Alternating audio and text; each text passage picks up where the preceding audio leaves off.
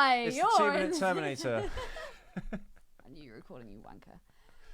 Hi everyone, it's 2 Minute Terminator. I'm Ethan McKinley, your host. Apologies for the last 2 days. We've missed it because I was sadly working. We missed one day because Ellie never rang me back, and I had to go and see The Force Awakens. Oh my god, okay, so I actually realised that this happened, the day after, when I went onto my Facebook in the morning, and it was just like, sorry guys, couldn't do a show tonight because co-host wasn't reachable, so I went to go to the cinema. I was like, hang on one hot minute, we were talking last night, and at no stage did we talk about doing this podcast, because we did 2 the night before. So you said we did 2 the night before to make up for the fact that we wouldn't be able to do one that night? But then because you were driving down? You said that day. You're like, well, we can do an after gym. I was like, okay. Then you never called me back. No, I didn't. You did, Ellie. You're so full of horse shit. I think she did. Yeah, if anyone wants to write in and confirm that, because I'm not going to listen to the episode. Did you listen to the Whisper episode? Yes, they did, because we have some mailbag. But did you listen to it? Yes, I did. I quite like that. I actually did really enjoy it. Hello, everyone. It is the 2 Minute Terminator. Hit the music. Yes.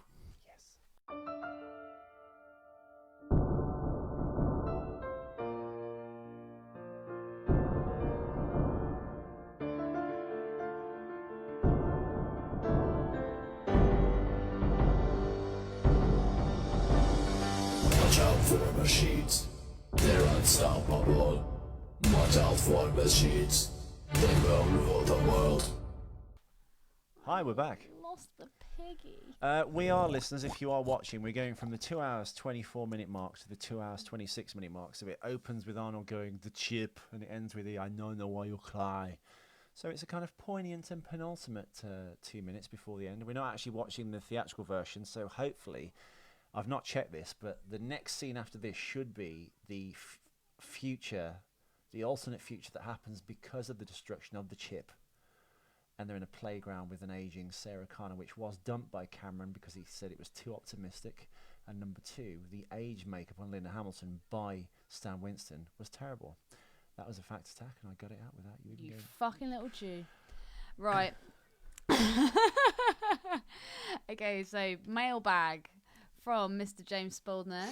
Hey guys, just a quick note. I'm fairly certain Ellie didn't know you were still recording until closer to the end of the whispering. Then she caught on and then assumed you were playing something. Ethan, spot on Spaldner. That's exactly what happened. Ethan, you should watch the Mel Gibson Maverick movie. It's a fun movie and a great homage to the TV series.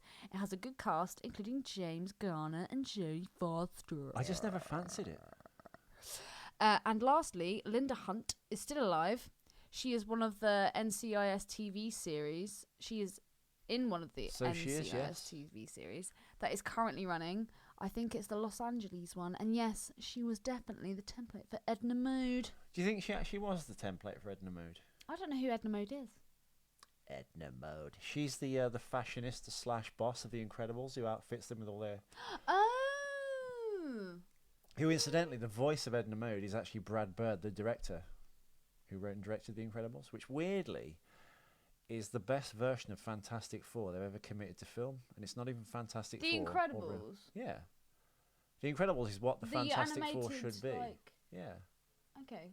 Great. In fact, my favourite, and I think Pixar's best film. I can't believe you just said that. 'Cause do you know who else likes it? Who? You. No. Holly? No. Nick. Oh, wow. Yeah. Nick literally would watch that movie over and over. I wouldn't watch it over and over again. I saw it at the cinema He twice. loved it. He fucking loved that movie. It's a good movie. Loved it. They're making a sequel to it, but I don't know why, because they're kind of, it's been 11 years now, and there's this kind of like trope in films. Can we not just come out with new ideas? We need new genii who can just come out with new ideas. Let's just well, on the same subject. Let's just what is it? Wipe the slate clean and just start afresh. Yeah. It's just ridiculous. No, it's just they keep making sequels to films over 10 years after. Yeah. Zoolander's got a film coming out now this year. Was it Anchorman with Harrison Ford, who's in The Force Awakens, was out last year. Yeah. And now The Incredibles is on the way. Oh, by the way, there's going to Dumb be and Dumber. a 5th Rambo movie. Oh God, and I saw there's good. Dumb and Dumber was 20 years too I've late. seen rumours about a new fucking Home Alone movie. With Macaulay Culkin Yeah, now. what the fuck? In Just a crack let house it in go. Brooklyn. Straight out of Compton. Compton's in Los Angeles, Ellie. I know, Compton's but New I York. was Brooklyn. I was. If anyone listens to hip hop, Anyway, I was going down the Tupac and Biggie way. But anyway, let's get Terminator out of the way. let's get out of the way. Yeah, because you're chomping at the bit here to talk about some other shit, and I'm not going to let you. Shut up. Yeah, we've got about, I think, maybe 3 episodes, maybe 2. Well, it's probably a 7-minute credits sequence. So that's maybe 2.5, 3.5 episodes. Yep. So yeah, it's been a patchy season, I feel. This one, a little bit. Patchy. Yeah, just we've been mired by all these outside forces that were kind of stopping the show from happening in a sense. And hopefully, my hope is for 3 that we get back on track. We run a much tighter ship, and we don't get bothered by Studio Canal, your complacency or passion to do this anymore. Passion. Pash. Yeah, we missed 2 days basically, so The we're going to try and passion's make in up the that. canal, I boy. wanted to do 2 tonight, but it's probably too late for that at this point. We can do 1 tomorrow. Holly can just fucking wait in the next room or something. I don't care. Leave her Ellie's out got of visitors this. tomorrow. Oh, there's the that was the gay Terminator bit. Bobbing his head. Yeah. He was a gay Terminator. Quite We poignant. see this wonderful moment. It's like a father-son moment. It's the ultimate sacrifice. It is the ultimate sacrifice. He's killing himself. Is it the ultimate sacrifice though? Of course it is. Why? I think that the rubber face that they've got on Arnold Schwarzenegger Yeah. is pretty bad, actually. Well, yeah, it's When he's talking and moving and like the eye, it looks, just looking at it on the screen now, it looks pretty bad. Well, actually, episode 72, when I did a screen grab for it, it's actually a tiny little not even a half a second, it's like the millionth of a second screenshot of Arnold aiming his gun as he comes over the conveyor belt to the T-1000. Yeah. And that shot there, you can quite plainly see where they've just stuck it on, and it's kind of come away from his nose a little bit. Yeah. It's actually the artwork from the last episode, listeners. So if you go to the YouTube channel, you can in fact see that. If you look at your phone or iPhone or Android, you can also see that as well. But I mean, 26 years ago, 25 and a half years ago. So it's still pretty good, I think. No? Ellie? It's good, but nah. Oh, you can't shit on the Terminator 2. No, it looks, I don't know. Actually, it does just look a bit. I forgot to address this. Spaldner sent us a link. If you click on the Facebook page, Okay. James Cameron has got something planned for an anniversary and edition of Terminator 2. Sorry, 25th anniversary. So 24 and a half years. So this year coming. Where did he put the link? 2016. If you scroll it from Arnold, no, it's actually a post. Here we are. No, keep going. Keep going. I'm Keep going. I'm going. There it is. Click on that. How James Cameron is changing Terminator 2. Yeah. Oh yeah, I saw this. I didn't see this. What's this all about, Ellie? Talk to Yeah, me. sorry. I put this on the. You totally threw me. So often sequels, I'm basically just reading off the website, are a poor imitation of the original. This wasn't the case for the Terminator 2. Terminator 2 Judgment Day is arguably the most popular of the Terminator franchise and will be celebrating its 25th anniversary in 2016. To celebrate the T2's anniversary, James Cameron is making a big change to the blockbuster. Cameron recently made the announcement of his plan, saying... It's a CGI Idris Elba as the Terminator. Say it. Next year marks the 25th anniversary of the Terminator 2.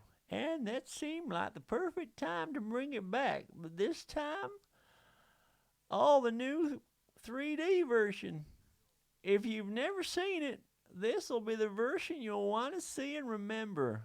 I disagree, James Cameron. Why? Well, I trust him in the sense that James Cameron kind of legitimized and created 3D, as we've had many discussions over the last few weeks, Ellie, of Avatar, and how you missed it not only in 3D at the theatre, but at a Gutted. theatre in the first place. Yeah. and in IMAX 70mm 3D. So basically a giant, massive 60-foot screen which has got a slight convex quality to it in a rotund cinema with bending seats.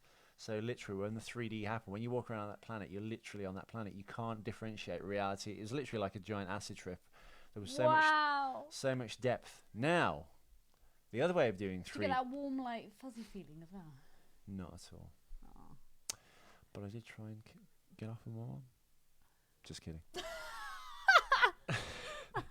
The only problem is the other part of 3D is post-conversion 3D. When they make a film, they go, oh, we can make a few extra shekels by making it 3D. The problem with that is, if it's not filmed or recorded in 3D, you get a thing called ghosting. So you get like an apparition line around each image, as if like you're watching TV and the signal's a bit fucked.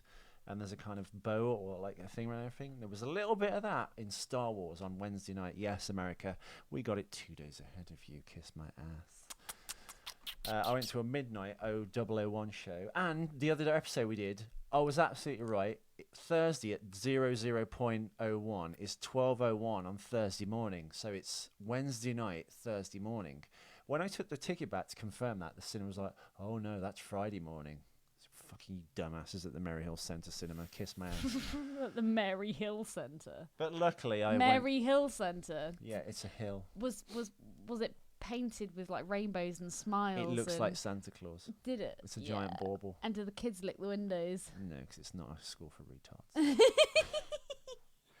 But yeah, Cameron, of course, I guess he didn't invent the 3D, but he kind of like made the best 3D film ever, which has never been topped. They've never made a film that's matched Avatar in terms of depth of field and detail and focus and reality to actually create something like that. There was no like ghosting of the image on Avatar at all. Yeah, so I mean, this would have to be obviously post-conversion 3D, and I can't see how you could make that happen. Literally can't make that happen. Do you know what? A lot of films don't need 3D. Oh my god! You literally just took the words out of my mouth. I was going to say, why do we need to have 3D? Because it's an extra revenue stream for studios. Basically, when you get a 3D movie, say I paid £10, 20 or 50 for the tickets for Star Wars. That was in 3D, but that was at a regular cinema. If you see that at the IMAX or something, the tickets are £22. I'm considering returning or refunding my tickets for The Force Awakens at the BFI IMAX, which I was going to take my mother to. But as I wanted to avoid the spoilers, which are now all over the internet, if you want to find out anything about the not Terminator, but the new Star Wars film, obviously tune in for the spoilerific, hopeful episode I'm doing this Sunday with Screaming Joe Sangre as a part of this show, but we're going to review and break down what we didn't like about the new Star Wars film. That, of course, is in 3D, but, you know, £10.50. Whereas a 2D version would be like £7. They just can charge like a third or double the price of a regular theatre ticket. So it's extra money. 9 times out of 10, the 3D doesn't work, and the 3D at the cinema on Wednesday, Star Wars, was okay 90% of the time, but there was a little bit of ghosting hither and thither. But you haven't answered my question. What was the question? It's a bit. You'd be a great politician. Why do the people want to see a 3D movie? I don't think people do. It's. I couldn't give a fuck. No, I probably wouldn't even see this at the cinema though in 2D. I've seen it so many times now. I would like the opportunity to have. I would have, if I could have seen it for the first time at the cinema, then yeah, that would have been fucking incredible. Oh, I did. I want to do one of those Prince Charles cinema things where they do that. Those Terminator night. Yeah. Arnold night. Yeah, Arnold night. They were discussing that at work today. Because we were going to go really this February. But then whatever it was, either I was broke or I didn't want to fuck up my sleeping pattern enough to be watching Arnie movies till 9 a.m. the next morning. Yeah, I'm going to do that one day. 7 o'clock at night, the previous night, to the next day, 9 a.m. Basically, there's a theatre in Leicester Square, listeners, called the Prince Charles Cinema. And they put on things like The Sound of Music with like sing-along. Labyrinth! They put Labyrinth on. There's a David Bowie impersonator, and people like go dressed as the characters, and they give out prizes. Everyone sings along and quotes the movies. They do Tarantino nights. It's a little bit like that theatre that Tarantino has or owns in Los Angeles, and he puts on like special nights of like spaghetti westerns or it's like really blaxploitation cool. movies and stuff like that. So school. If you are in London, visit the Prince Charles Cinema. The presentation's not the best, to be honest. but it's kind of it's a cult and Mondo style kind of like movie theater. It's like a shit version of the Alamo Drafthouse in Texas. I just really like the sign that they have outside sometimes. It just says, sod the sunshine, come and sit in the dark. I love that. I think that's been my cover photo a couple of times. Yeah, no, I don't really rate 3D. The only film that What I would 3D films have you seen? I've seen. Oh God, I have seen a few 3D films. I can't even think of what I've seen in 3D. Apart from real life, what have you seen in 3D, Ellie? I think I saw one of the Hobbit movies in 3D. I saw. And I've just had massive brain fart. I've seen a few films in 3D. I just never really rated it. I've seen a few couple with you, and with my parents, and yeah, I don't know. I first of all, I just don't like the glasses. There's always so fucking uncomfortable. I come out with this massive like red mark on my nose. So I'm constantly like fiddling around with these glasses on my face. And second of all, I just don't feel like I need to be surrounded by a film. A film should like get my attention anyway. Well, I think 3D is, because you didn't see it, you can't actually appreciate what I'm saying. But if you saw Avatar in 3D, you think all 3D films. I was going to say the only film that I would want to see. It was literally like looking through a hole in the wall onto an alien planet. I can't describe how real it seemed. Yeah. But if you see it on a video or a DVD, it looks like an animated feature, slightly. I was going to say that's the only film I would want to see in that. But when I watched Avatar, I was like, this is basically Ferngully. So but I mean that's so silly. I'd already seen it. But most films are derivative anyway. Most films, like I said, there's only 7 stories. There's only 3 kind of like. Have themes. you seen Ferngully? Yes, with Robin Williams as the bat. Have you actually seen it? Yeah. Oh my God. It's a 2D animated feature from 1992, released by 20th Century Fox. Next question. Any more facts about? It's probably 93 actually. No, but like it was a mix of it's Ferngully, Pocahontas, and Dances with Wolves mixed together. Have you seen those films? Yes. So basically, it's Dances with Wolves, isn't it? Yeah. He goes onto the Great Plains to convince the Indians to move off the land without violence before they move in anyway. That's Dances with Wolves. He falls in love with a chick and becomes like one of the people. That's Pocahontas. And Ferngully is obviously the environmental message. Everyone kind of went after it for that. And I don't know why, because like I said before, all films are kind of derivative of other things. Oh, anyway. I did go after it for it. And people kind of like were shitting on Avatar before it even opened. But Cameron obviously had the last laugh, because if you did in fact see it in IMAX 3D. Didn't Jeanette Slack make an amazing Avatar? She did. For one night. She did. For one night.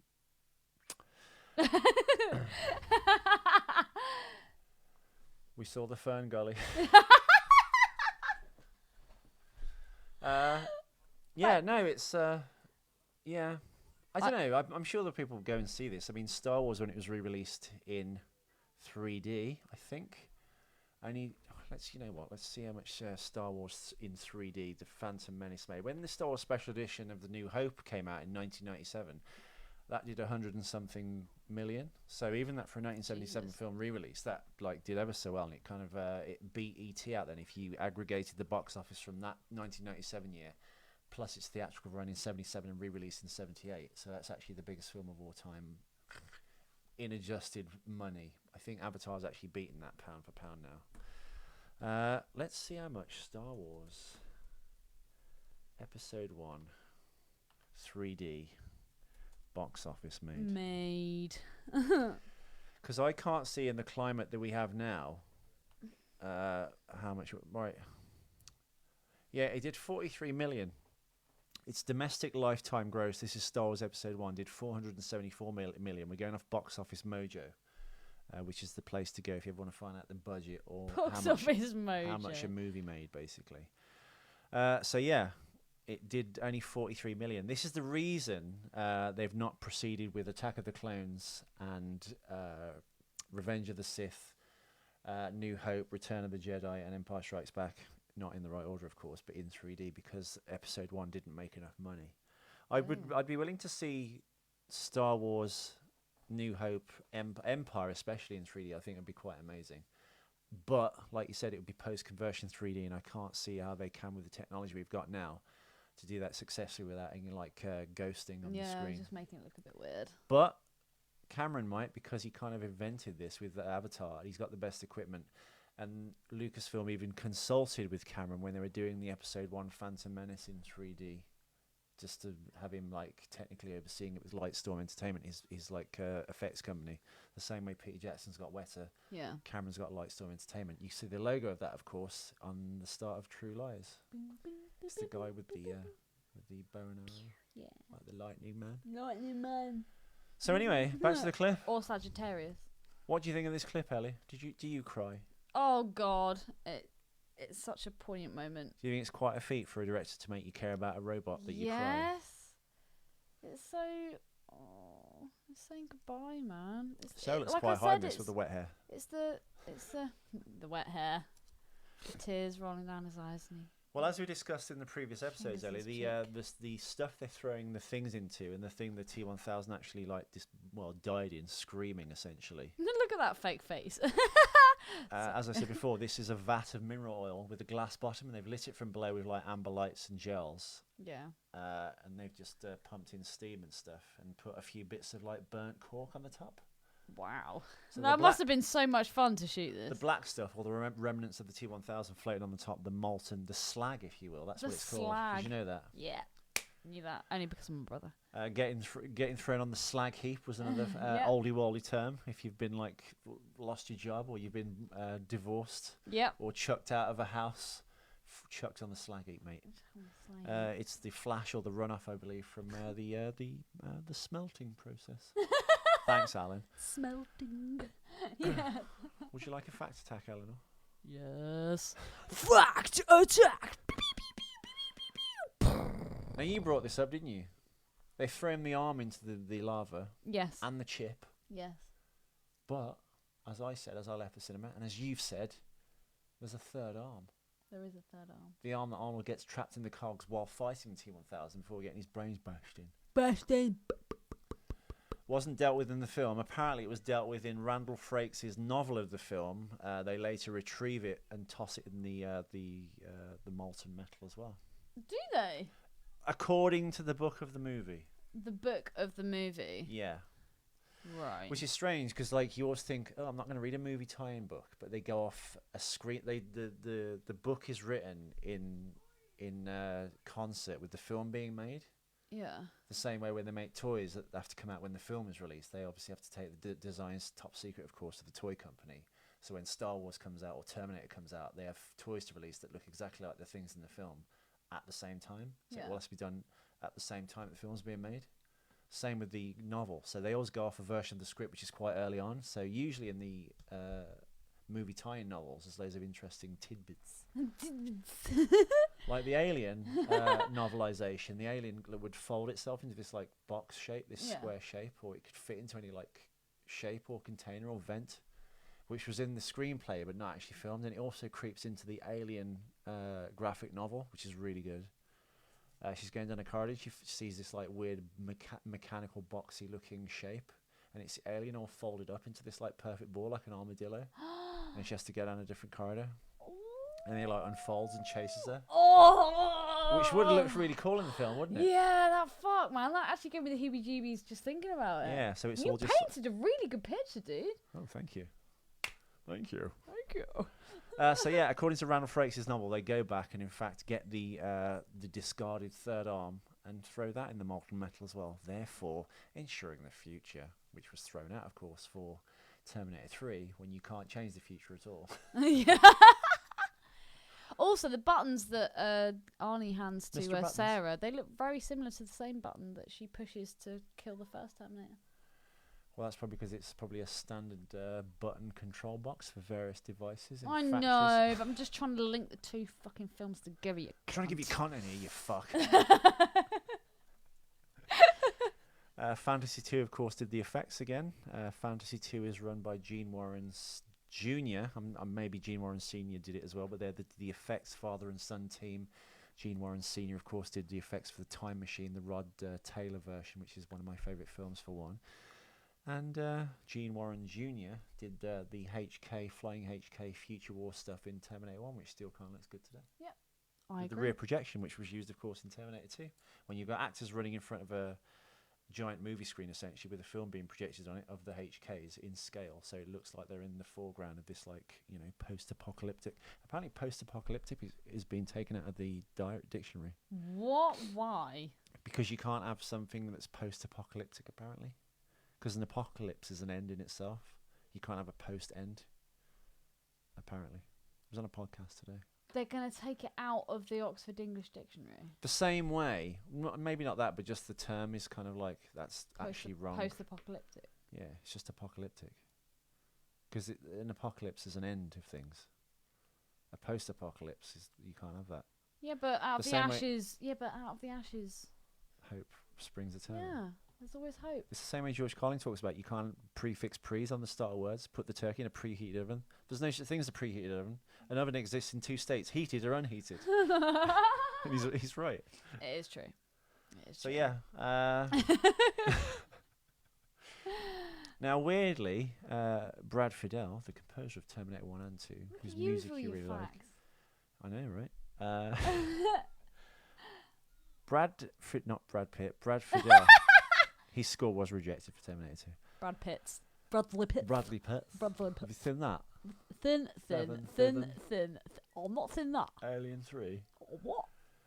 Yeah, Brad Pitt wanted to play Amazing Grace as the theme, as the T800, sorry, was being lowered into the molten metal. Amazing Grace. Not just that, not even electronic. I Not was going to even, say, would it be a bit like a fat synth Amazing Grace? No. Like, as you can see there, Ellie, it was going to be done with bagpipes. oh my fucking God. Now, what isn't it cunt wanted to do that? Brad Fiedel? Brad. Maybe because, I mean, it's in Body Snatchers, the 78 Don Siegel version, isn't it? When he's kind of like running away from the factory and Brooke Adams, who's just melted away in his Oh, arms. yeah. There's Amazing Grace on bagpipes, isn't there? Yeah. And when he's walking down that like weird broccoli-shaped tree thing, there's Amazing. Dude, that film really freaked me out. it's unsettling, isn't it? It is really unsettling. And it's nuts because it's such an old movie and it shouldn't really still like have the same effect, but it actually did. I discovered something else, by the way. What? On the subject of Leonard Nimoy, well, Body Snatchers, Leonard Nimoy's in that, Spock, as the psychiatrist. Spock. The reason Leonard Nimoy talks the way he does, he has that very distinct way of talking, because he's got dentures in. So his God, what would you call it? His voice and the way he speaks, his Tone. not his tone. God, what is it? Diction. His diction and his something else. Delivery. You know, whatever. But it's because he's got dentures in, and I think That's what makes him speak like that. Yeah, because he's trying to keep his dentures in. Oh my God. Go into the future and get polygrip, Spock. Spock. You are from the future. What am I talking about? How the fuck did you find that out? It was on.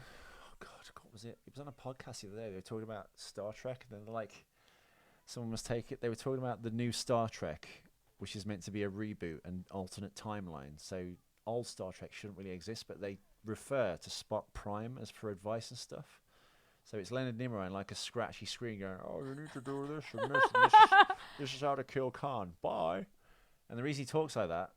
But even back earlier into his career, he had like dentures in, so that's why he had that very like measured way of talking, and that's what they said. Dentures. I reckon we could make you look like Spock. Oh yeah, I'm totally Vulcan faced. You're so. Or Vulcan. if I was Lord of the Rings, I'd be an elf. Wouldn't be a man. Oh, you would definitely be an elf. My face is too long. I I could be Kylo Ren. Do you know what? I can see you as Bjorn. Because I put some moss in my ears. He was a Yeah. shit character. No, but you'd make a really good Bjorn. Why? From the original story. Because you're not hot Forget enough the to be the film. hero. You've got a dangerous quality to you. No, You're a bit psychotic. no, you're hot, but yeah, it's Bale's the, not it's, hot. it's the psychotic. This is the bit. bear man. Yeah, Okay, that made no sense in the film. It was yeah. a bit Well, shit, wasn't it? I don't know why they put that in the film. Why? Well, I don't think because with Tolkien, there's so much backstory. Tom Bombadil, not in the Hobbit, Stop it. not in the Lord of the Rings. Stop it. there's so much. I feel like Peter Jackson tried to cram too many things in. He should didn't have try to. He was told to. He wanted to do 2 films for The Hobbit, if that. He wanted to do 1 film because he didn't want to fucking do it. Then Guillermo del Toro was going to come on board to What do you direct mean he it. was told to?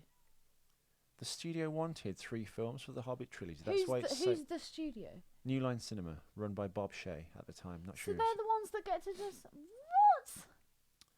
Well, obviously, because Lord of the Rings had been such a giant hit. Originally, Lord of the Rings was going to be like a 2-film thing. Peter Jackson pitched it after he did The Frighteners and Heavenly Creatures with Kate Winslet. No studio was interested in doing it. And then New Line said, Bob Shea, who runs New Line have made their bread and butter really in the 80s from the Nightmare on Elm Street films. And The Hidden and various other things like that, like straight-to-video stuff. That's how they kind of like built the studio, essentially. Yeah. Before Warner Brothers bought it. So now it's a Time Warner company. Or just a Warner Viacom company. Whoever owns fucking New Line. It's Warner Brothers. Peter Jackson pitched with models and stuff and drawings. He wanted to do like Lord of the Rings, but just do it in 2 films, condensed. And Bob Shea runs New Line said, we'll give you $300 million, so you got 100 for each film. But you have to make 3 films back to back as a trilogy. Well, I can understand that because the Lord of the Rings he said, kind do of every book. It's 3 books. But as you know, the books actually aren't that good. Oh, have you actually fucking read them? This is not my these are not my words. These are Peter Jackson's words. I fucking love the book. He said the tapestry that's woven and the backstory and all the stuff that Tolkien did. Tolkien really wrote the books, The Lord of the Rings, really to because he wrote a language. Yeah, he did. It was the whole thing. That's what I mean. Tolkien. It was Middle Earth, but dude. based off the language that he created, he wrote a whole story around that, based on that. So he just kept adding to it. Now the problem with the books is, Ellie. Oh my god. They don't run in chronological order. What are you talking about? Basically, in the Hobbit, they're just on a little bit of a journey. Not a lot happens, and then not a lot really happens in the second book, The Two Towers. When he gets to the 3rd book, he remembers all the shit that's aggregated and that he's learned and added in himself. And now he's so in love with this world, and he's got to wrap up the trilogy. He crams everything in the wrong order and in a big mess in Return of the King. So the job of the people that made Lord of the Rings, Philippa Boyens, Fran Walsh and Peter Jackson, when they did the screenplay, was to take all those disparate parts and make it into a cohesive story. So it did flow in a straight line, and all the stories that were parallel, when like Frodo and Sam were going with Gollum up the endless stair and stuff, and God, what is it? The King Eddie's journey, you know, and getting the sword reforged. Fucking what's his name? No. Viggo Mortensen was King Theoden. No, that's Bernard Hill. King Strider. Fucking hell. Fucking Aragorn, yeah, King Aragorn. But all those stories had to go in the same direction. King Aragorn. No, but you're following the 3 different journeys at the same time, so you have to cut back to this person. In the book, none of that has any flow to it. They tell Gollum's story, they tell Aragorn's story. I nearly forgot it again. And then they tell, you know, whoever else's story needs. So from someone who's actually read the book. I've read the books. I read the books 10 years ago when I first moved to London. I was broke and I had a stack of books and a mattress on the floor. And all I had to do was, until I could find a girl, read books. But, yeah, I had real trouble with reading it as well. And if you watch the extended versions of the films, which you never have, and you watch the amazing extras, they explain how they transferred the books into films. And that's why people always thought they were unfilmable, because they hadn't taken on the mammoth task of taking every story thread and making it into a flow of a film. So in many ways, the films, the Lord of the Rings films, not The Hobbit, are better than the books, because the films actually make sense and they have a flow to them, and everyone's story is told in a correct way and at the correct pace, whereas the books are just all over the place. So it comes. I can't even look at you anymore, Ethan.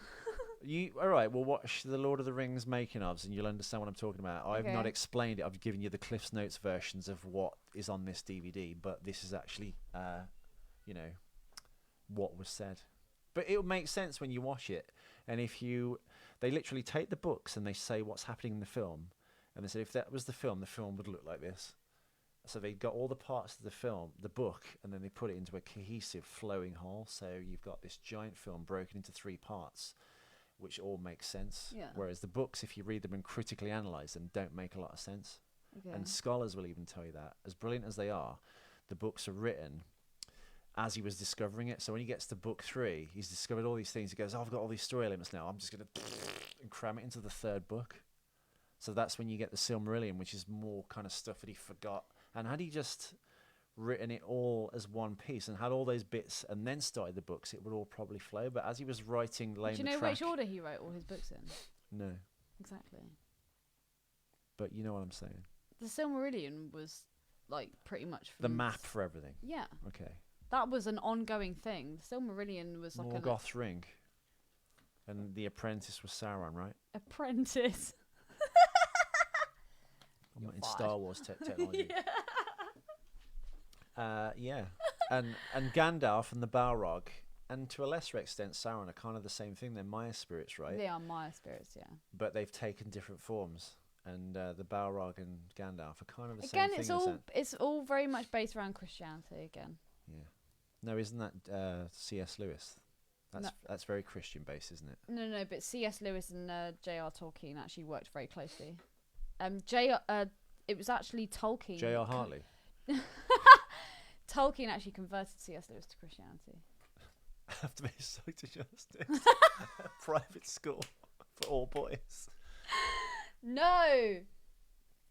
I can't take the piss out of J.R. Tolkien. I love him. He's amazing. Well, all right, you've He's got, the reason I'm you've got here. a less critical eye, but you have to admit, now you've seen all the Hobbit films, yeah. they were very kind of drawn out. Oh, completely. But I understand why they did it. But I Well, I then thought you they know were- that's why I've just explained to you that Bob Shea then went, we want you to do 3 Hobbit films. Peter Jackson was like, fuck that, we'll do it in 2. There's not enough material to make 3 films, so they did take little bits of the Silmarillion to try and fill out the world. Yeah, no, they did.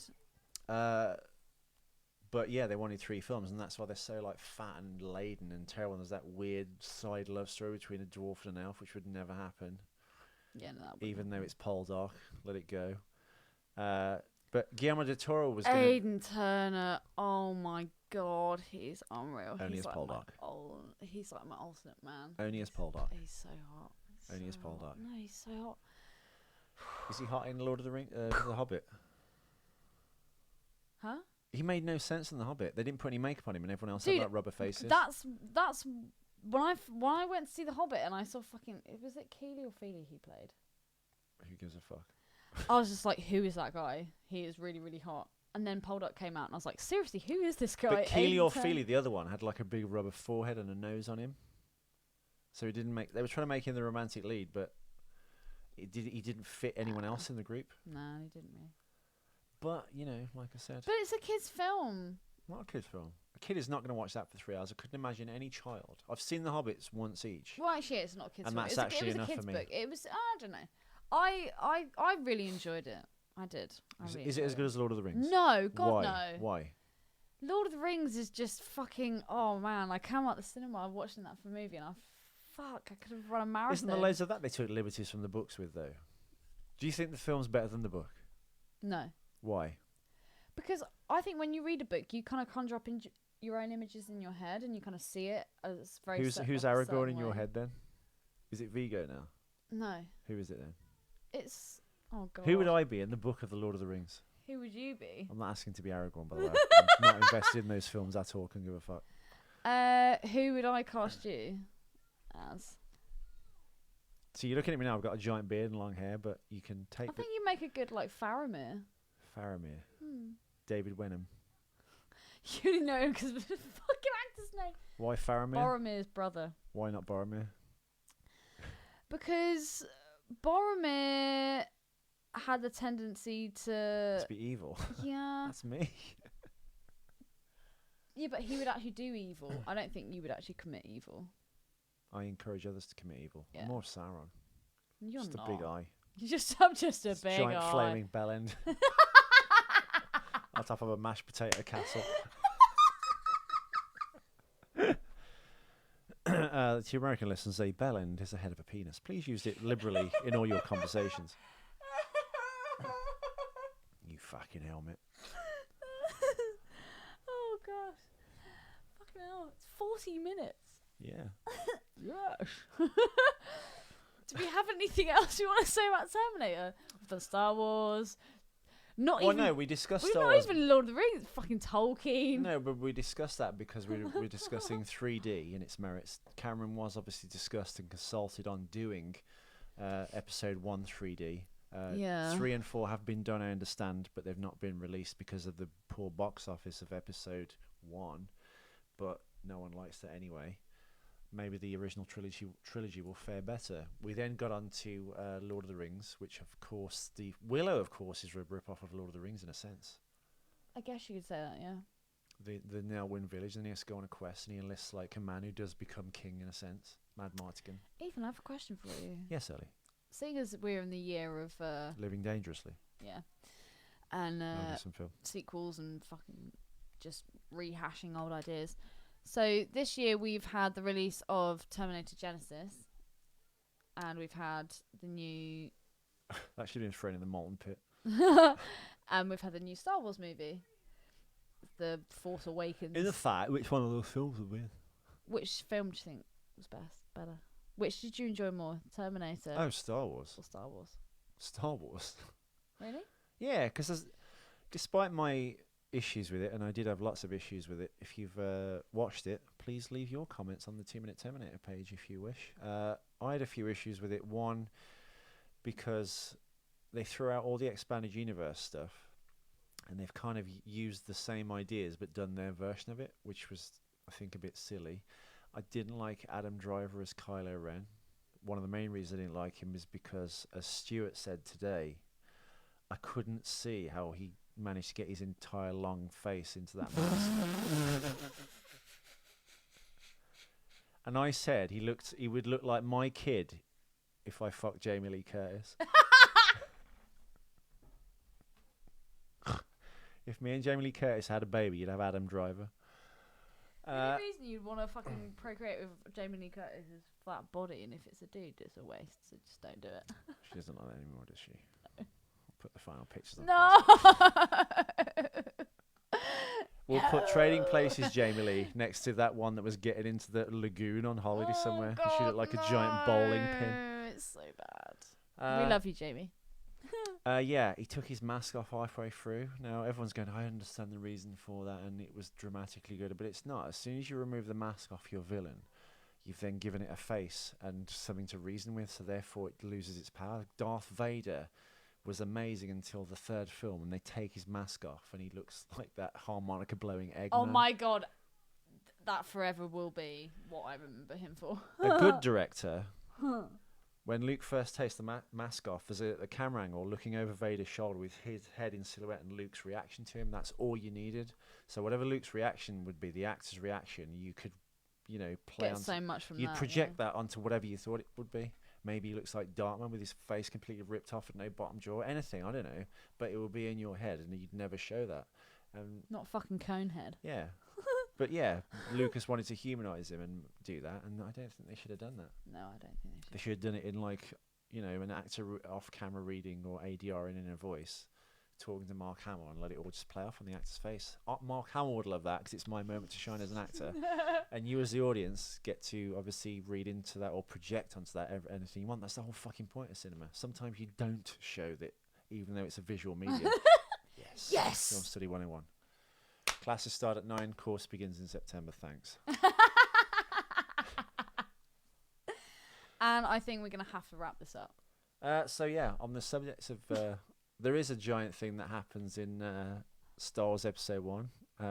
Which we can't talk about. We can't talk about, but the reason I saw it as a preview, because I knew as soon as it opened in America a day or two later, the internet would be on fire with what happens in the film. Not so much Kylo Ren, who he is, and his origin. That is a plot spoiler, but it comes out, you go, what? That's shit. So it doesn't actually ruin or make it better by it being a thing. But obviously, if you don't want to know what happens in the Phantom Menace, The Force Awakens, skip forward 30 seconds. Actually, just stop it now and come back and see the film after. But yes, if you've been on the internet, and I encourage you not to, don't even go near Google or Facebook. Marco, the director of he saved himself from all these spoilers all up until the preview, which was yesterday. He saw it the day after me. And he was on a website looking at vape pens. Oh, no. And someone put a screen grab photo of, Han Solo dying. Oh, my God. He was like, I've avoided every movie website. I've gone off Facebook specifically because of this. I look at the comment section on a vape website for vape pens, and someone puts fucking Han Solo dying as a screen grab on it. That's amazing. So yes, folks, Han Solo does in fact die, and I don't think he should have. I know Han Solo Harrison Ford wanted to kill Han Solo in Return of the Jedi, and George Lucas refused that. He wanted to give the film dramatic weight in its third act. And George overruled that and wouldn't let Han Solo die. So I guess Harrison Ford would only come back in this one if he got loads of money, maybe some back-end points, and he got to die. But it doesn't make sense that he dies in this film. And like many people I've spoken to about this, you don't feel anything when that happens. And this is Han Solo. This is one of the most famous movie characters of all time. Yeah. He's up there with, like, you name it, King Kong, Charlie Chaplin, like Indiana Jones. Like, you can't kill. It's a mythic character. I know they're trying to give it some faux dramatic weight by doing that, but he was only in the film for like 20 minutes. And they killed him. So you've only just had him reintroduced. The other two were reduced to cameos. I will say this, though. The end shot is amazing. What is it? I'm not going to tell you. I'm not going to tell you. You bastard. It's not really spoiling anything because I've only told you Han Solo dies, and if you've been anywhere near a computer or a phone, you've probably had it fucking Bluetooth to you, like either a news article or a picture that Han Solo is Even dead. I knew. Yeah, it didn't make sense. Keep him at least for the next film. So, like The Empire Strikes Back, the darkest chapter of any trilogy, you have a beginning and an end, and in the middle you have like the dramatic character arc where everything goes wrong with the characters, and in the third act you have to solve all those things and So do you reckon this is the last movie? Well, no, because it's made as a new trilogy, Ellie. Oh, really? Yes. George Lucas envisions there was going to be like 3 trilogies of 9 films. So you had the episodes 1, 2, and 3. This is what he says. He made Star Wars, Empire, and Jedi as a trilogy. Right. A year after, in the re-release of Star Wars, 1978, the cinematic release, because you didn't have DVD or Blu-ray or even videotapes then, you had to just go, they'd re-release films every few months, you go and see them again. So it was just called Star Wars. In 1978, when it was re-released, it was called Star Wars Episode 4, A New Hope. So he started putting episode numbers on. And he started it on Episode 4, so he says, to give it the sense that you were watching a Saturday morning serial. Right. So you'd gone to the cinema and you'd gone to see a serial and you arrived in the middle of an adventure. Even calling it Episode 4 doesn't give you anything. You just dumped right in the middle of the action, essentially.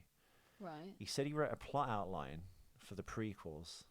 And it's the thing that Obi-Wan Kenobi mentions, the Clone Wars, being a friend of Anakin Skywalker who was killed by Darth Vader. It actually turns out it was that he became Darth Vader and killed all the Jedi. So he took all those disparate story threads that he made Star Wars with and then made the prequels and completely fucked it up. The world went crazy, called George Lucas a hack. They said George Lucas raped their childhood. Everyone hated the prequels. Everyone. They didn't hang together. They taught there was Indiana Jones. Exactly. So he went, you know what? Fuck this. If you don't like Star Wars, kiss my ass. I'm not going to make any more Star Wars films. He sold Star Wars to Disney. He upset the residents of Skywalker, Lucas Valley. I saw loads of stuff on the internet about Quentin Tarantino, like slating I've not read the article yet. the fact that it was sold to Disney or some shit like that. Well, because they want to turn it into a cash cow now. Of course they do. So he was like, fuck this. He sold Star Wars. He got rid of all his stuff, basically. He sold Skywalker Ranch, where all the Star Wars films are made. He built this giant movie studio to make independent giant films, basically, in Lucas Valley, which is in San Francisco. As he left the area, he wanted to put low-income housing in the area to help people, because it's so expensive to live in San Francisco now because of like Silicon Valley and stuff. And it's like $3 million for like a tiny like 1-bedroom apartment. So he's going to try and help the working man because he's a bit of a philanthropist. And the neighbours were like, fuck that, you're not doing that. So we went, no, and fucking did it anyway. Then he married a black lady and then he sold Star Wars to Disney. So he then went to Disney, went, these are my ideas if you want to do 3 more Star Wars trilogy films. And they looked at it and went, nah, you can go fuck yourself. Jesus Christ. So they've written their own trilogy of Star Wars films, starting with The Force my Awakens, God. which I guess isn't a bad thing, but I think because everyone hated the prequel so much because they were a bit more talky and wordy, it's people talking in rooms, and there's not that much action compared to Star Wars trilogy as it stands now, which is like one set piece and it moves along at a cracking pace and stuff. So they've just gone all out and made Force Awakens so like in your face and there's no time for it to really breathe, and I think it suffers because of that. There's going to be an episode 8 and an episode 9 coming that will conclude the Star Wars trilogy, the 3 trilogies of films telling the story of the Skywalker family. In between each film, because the film's going to come out every 3 years, like films used to do, they're going to put in Star Wars anthology films. So next Christmas, there's going to be a film called Rogue One, which is how... Jesus Christ. So in other words, I'm never going to be able to get away from Star Wars. Which I'm looking forward to. More than the Star Wars films. Why? Because Rogue One is about how they stole the plans for the Death Star. So it's set in the timeline of Darth Vader and the Death Star, and it's how they got the plans to give to Princess Leia to put into R2-D2, which starts the Star Wars film that you saw with, you know, Han Solo, Luke Skywalker, Obi-Wan Kenobi, which, you know... We're going to have to wrap this up, dude. It's nearly an hour. And then the next year, there'll be a Han Solo standalone film, possibly a Boba Fett film coming, and there's even been word, which is also good, that there's going to be an Obi-Wan Kenobi film with Ewan McGregor as Obi-Wan Kenobi. Oh, my God. Who was the best thing about the prequels. Fair play. So there we have it. Thanks, listeners. It's been an epic journey. I tried to give you a little bit extra this today to punish Ellie for her tardiness, even though Spalding backed you up in the letter section, you bloody traitor. And it's almost like doing a double episode. We just didn't stop. We can do a double episode tomorrow. And hopefully, if I get Screaming Joe Sangre on the line, we can do a breakdown of The Force Awakens on Sunday. That would be, I reckon that would be really cool. I've got notes. I'm got going to read notes. George Lucas's script treatment. If you want to inbox me on the 2-minute Terminator page, I will send you. Send me your email and I'll send you the George Lucas script treatment that Disney allegedly rejected and went, fuck you, we're going to write our own thing. Fucking hell. That's quite awesome, actually. So yeah, if you don't get it, then the episode never happened because Screaming Joe never rang me. He never called. You bitch. But yeah, thanks for listening. Thanks for listening. 52 minutes and going. That's got to be one of the longest ones yet. Yeah. Yeah. Do you want to add anything? Is that it? That's it. Have I worn you down? Hasta la vista. Baby. Right, we just keep going. Really? No, I don't know. Just stop. No, I'm scared. Stop. Stop what? No. Stop it. Get your hand out that button. No.